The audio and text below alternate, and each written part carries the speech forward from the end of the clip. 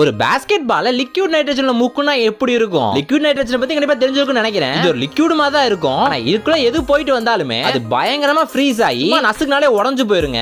அந்த அளவுக்கு பயங்கர கூலிங்கா இருக்கும். அது ஒரு வாளியை எடுத்துட்டு அந்த வாளி ஃபுல்லா லிக்விட் நைட்ரஜன் ஃபில் பண்றாங்க. இப்போ அதுக்குள்ள ஒரு பால தூக்கி போட்றாப்ல பயங்கர ஜில்லுன்னு இருக்கும். நம்ம கை பட்டாலுமே நம்ம கைக்கு டேஞ்சர் தான். அதனால கிளவுஸ் போட்டுக்கறாங்க. அதை நல்லா முக்கி எடுத்து கடைசில அந்த பாலை வெளிய எடுத்து டம்முன்னு கீழே போடுறாப்ல. கீழே போட்டா அந்த அளவுக்கு பவுன்ஸ் ஆக மாட்டேங்குது. அதோட சத்தம் கேட்கறதுக்கு பால் சத்தம் மாதிரி இல்லங்க, ஏதோ குண்டாஞ்செடியை கீழே போட்ட மாதிரி பாத்திர சத்தம் மாதிரி கேட்டுட்டு இருக்குது.